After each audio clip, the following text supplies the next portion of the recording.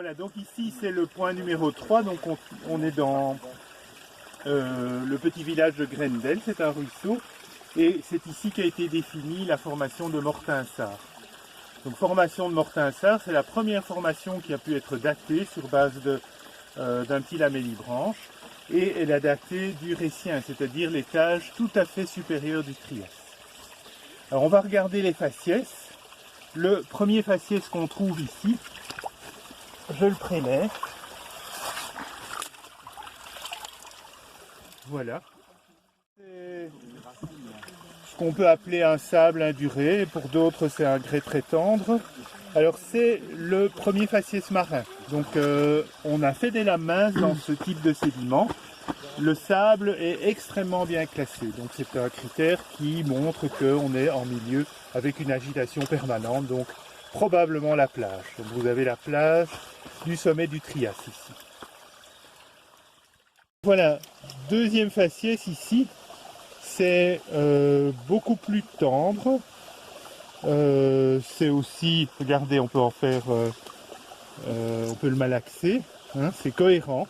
Donc c'est une argile, qui est légèrement sableuse. Hein. Donc voilà, au point de vue interprétation, le sable induré c'était la plage, et cette plage forme une barrière, et derrière cette barrière, ben, vous avez des milieux calmes, donc c'est une lagune. Très riche, vous voyez que c'est noir, mes mains aussi, c'est très riche en matière organique. C'est le dernier point du ruisseau, hein, après on va sortir. On retrouve en fait trois faciès ici. Il y a le faciès lagunaire, hein, la petite lagune avec des sédiments fins, riches en matière organique. Vous retrouvez le grès, hein, alors ici, vous allez me dire c'est vraiment plus du grès en effet. Hein, ça c'est un faciès sableux, mais là vous avez de nouveau quelque chose d'un peu plus induré. Hein, donc c'est le grès peu induré ou le sable un peu induré. Et vous avez, regardez ici, un troisième faciès qu'on n'a pas encore vu dans cette formation de Mortinsart. Alors, qu'est-ce que c'est? C'est une argile rouge. Une argile rouge, tout à fait.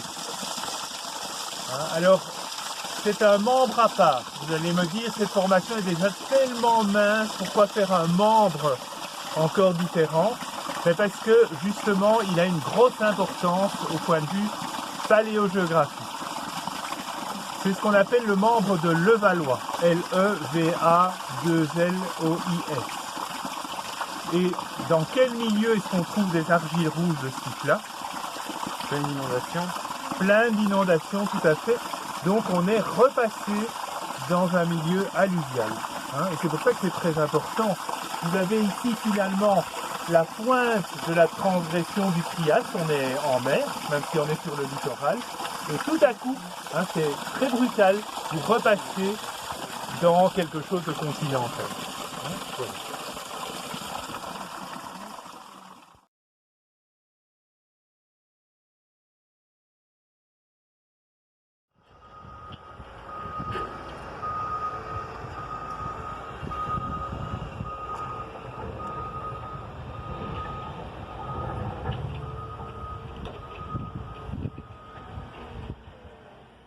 Au 4 déjà, on a fait du trajet vers le sud et on est ici au pied de la Costa Sinemurienne, hein, qui fait quand même dans la carrière à peu près 30 mètres de haut, hein, qui continue vers le sud. Et on est en fait dans une formation épaisse. C'est une des formations épaisses de la Lorraine belge, la formation de Luxembourg, qui fait une centaine de mètres d'épaisseur, avec le même faciès pratiquement tout au long de la formation, sauf à la base. À la base, le faciès est différent. Vous verrez que plus haut, on voit apparaître des bancs de grès. Ici, vous avez quelque chose qui est purement sableux. Alors, ça porte un nom de membre, puisque c'est une sous-unité d'une formation, et il s'agit ici du membre de Metzert.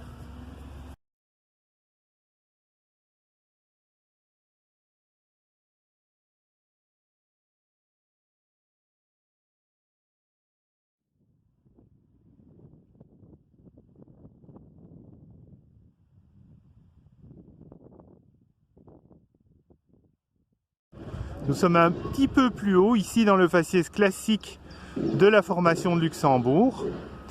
Donc contrairement au sable de Metzert qu'on vient de voir, ici on a une alternance entre des sables et des grès à ciment calcaire. Donc voilà ces alternances qui sont plus liées à des différences au point de vue diagénétique. Là où il y a beaucoup de fossiles, il y a un ciment qui se met en place, qu'à une origine purement sédimentaire. Donc il s'agit des grès de Luxembourg, le membre inférieur, le membre de Florenville, donc qui est daté du Cinémurien. Ici, on voit que la cimentation est oblique par rapport à la stratification, et donc ça suggère quand même une origine diagénétique relativement tardive. Donc ici, au sommet de l'affleurement, on voit l'intercalation argileuse, c'est la marne de Strassen, qui est une intercalation de la formation d'Arlon dans les grès de Luxembourg.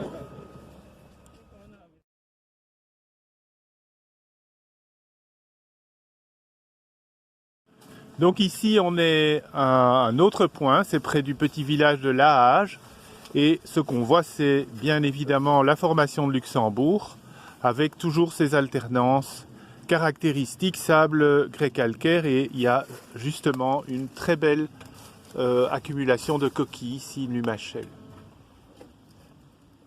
Même affleurement un petit peu plus bas en fait, voilà ce que j'espère être convaincant comme tunamite.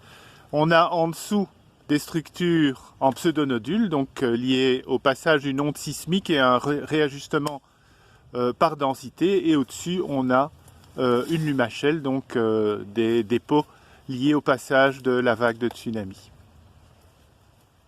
Donc ici on est un petit peu plus haut, stratigraphiquement, et ce qu'on voit sur les côtés c'est la marne de la formation d'Arlon, donc en l'occurrence l'indentation ici de la formation d'Arlon dans la formation de Luxembourg s'appelle la marne de la Posterie, et donc la partie supérieure de l'aquifère du Luxembourg se déverse ici et va donner d'ailleurs naissance à ce concrétionnement assez spectaculaire qui est le Grand Cron.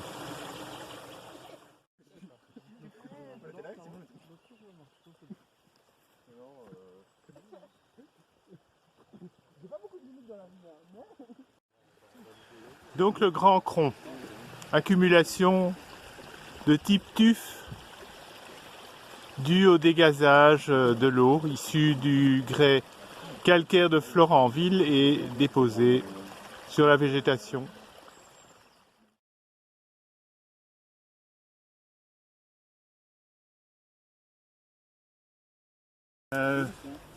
Donc je ne sais plus quel est le numéro du point, je pense que c'est le point 5, c'est ça? Donc on a fait quand même un petit bout de route cette fois-ci vers le sud toujours, donc on passe dans des formations de plus en plus jeunes, évidemment. Et ici en fait on est passé au-dessus de la formation de Luxembourg. Donc c'est quand même une centaine de mètres par rapport à notre dernier point, je veux dire centaine de mètres stratigraphiques. Et vous êtes dans la formation d'Eth. Alors la formation d'Eth, vous écrivez comment? E-T-H-E. Donc vous allez me dire ce que c'est, je pense que vous n'aurez pas de difficulté. J'en vois derrière. Hop. C'est une argile noire. C'est une argile, alors est-ce qu'elle crisse? Qui est-ce qui l'a mangée? Allez, essayez. C'est le dessert. Ça crisse, d'accord. Donc en effet, c'est une argile qui est légèrement silteuse. Et on est aussi au-dessus, non seulement lithostratigraphiquement, de la formation de Luxembourg, mais on est aussi au-dessus, on a un influx jeune. Donc on est sorti du Cinémurien et vous êtes ici dans le Pliensbachien. Et cette formation d'Eth, c'est la première aussi qui est homogène sur toute la Lorraine belge. C'est-à-dire que vous avez la même formation avec la même épaisseur depuis l'ouest jusqu'à l'est. Alors avec un faciès pareil, qu'est-ce que vous en faites au point de vue environnement? Donc c'est une argile noire un peu silteuse. Lagune. Ça pourrait être une lagune, oui. Alors si je vous dis que c'est plein de fossiles marins pélagiques, c'est-à-dire des ammonites, Bassin. des bélénites. Alors je ne vais pas aller jusque là, mais on va dire que c'est une plateforme, mais plus profond que ce qu'on a vu jusqu'à présent. Donc on est sous la zone d'action des vagues. Et donc on a un dépôt par décantation. C'est d'ailleurs aussi pour ça que c'est une formation qui est homogène sur toute la superficie, parce qu'on est déjà dans un milieu un peu profond. Alors quand on regarde, bon ici c'est évidemment de l'affleurement, hein, donc c'est complètement décomposé.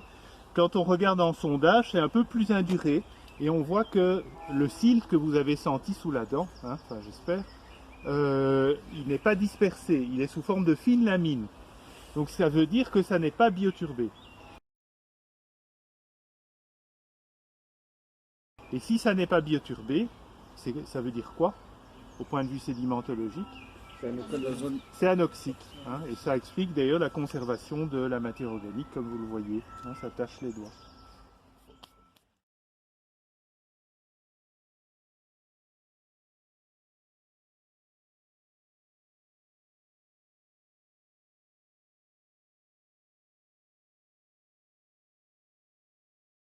C'est donc avec la formation d'ETH que se clôturent nos excursions de géologie de la Wallonie. Alors c'est vrai, je ne vous ai pas baladé dans le Crétacé ni le Cénozoïque, mais je connais moins bien ces terrains-là.